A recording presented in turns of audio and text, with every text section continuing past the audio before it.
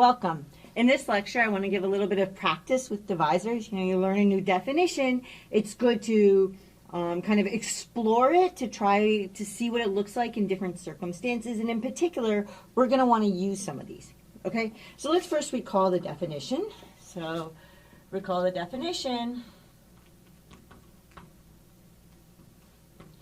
So this is the definition of A divides B.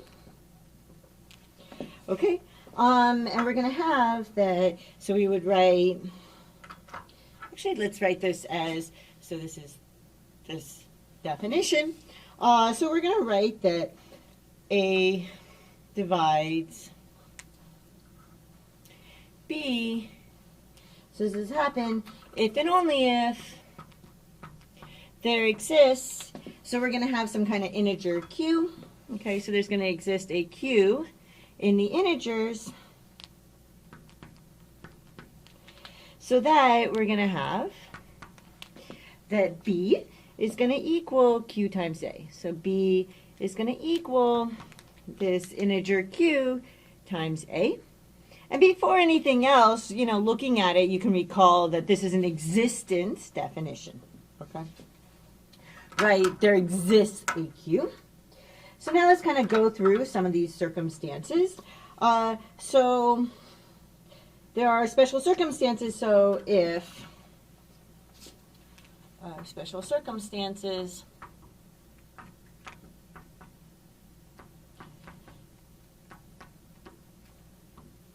and these in particular are if so A or B, so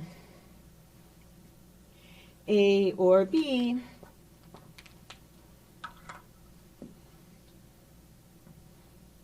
is 1 or 0. Okay. So here's the first one, D for divisor. Okay. So we're going to have what happens when we have, so 1,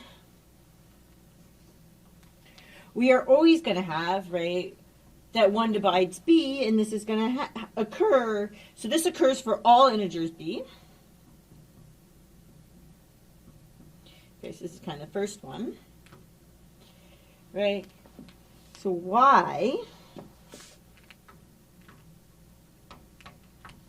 right?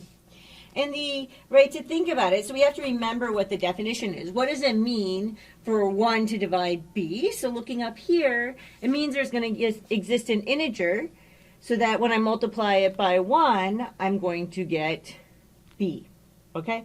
Well, what would that integer be? The integer could just be B. Okay? So how does this work? So answer is that we're going to take B equals, okay, so we're going to take, sorry, it's not what I say, it's not what we're going to take this, is that we know that B equals, so what does B equal? Well, it actually equals, so our Q is what's going to be B, so this is going to equal B times, this 1 here, okay? So this is meaning that we can write this we can write B like some integer q times our A, okay? So you can think of this here as this is like our Q and our A, okay? So this is kind of why this is true. And then you can kind of note also that we have that for, minus 1 is going to divide B. I forgot I was wanting to do that blue. So minus 1 divides B. Okay. And for this one, right, instead of taking Q equal to B, you would take it equal to minus B. So I get minus 1 times minus B equals B. Okay. Great. And here's the next one.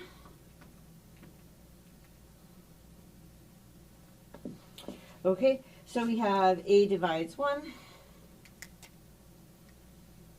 So when do we have that A divides 1? Well, this is going to happen if and only if, right, just kind of looking at the definition. So it's going to happen if and only if there exists a q in the integers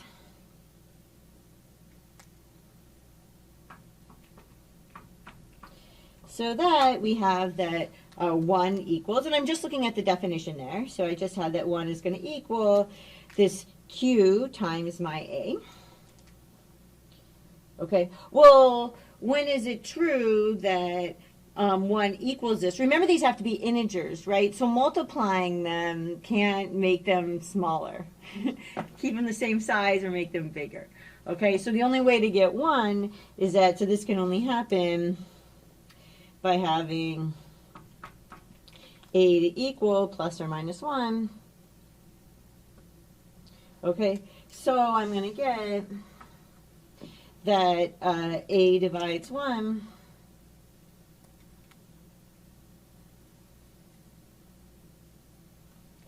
if and only if A equals plus or minus 1.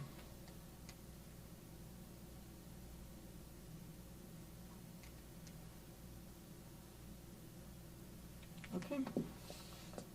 Now,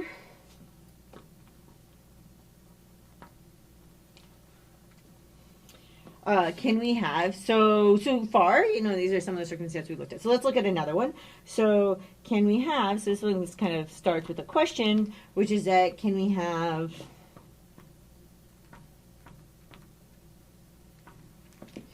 that 0 is going to divide B.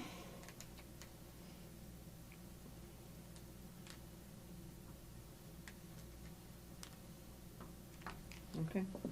Well, the answer is going to be that, right? So again, let's just kind of look at what the definition would tell us that it needs to be. So we're going to have that 0 is going to divide B.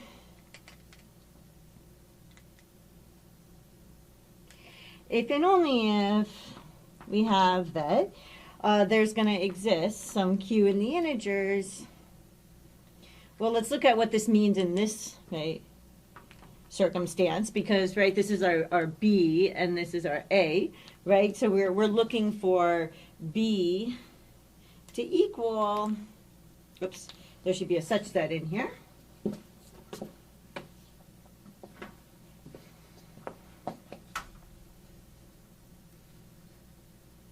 Okay, such that, so then we're going to have B is going to equal, so Q times A, so this Q times this 0.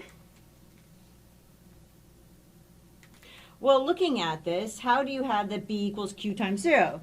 Well, Q times 0 is 0, so B has to equal 0, right? So this is only going to happen if we have that B equals 0. Right? Okay, so this is going to tell me that we have that 0 divides B.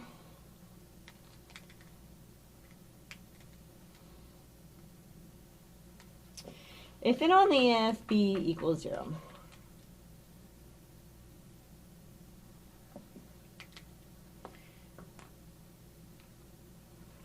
Okay.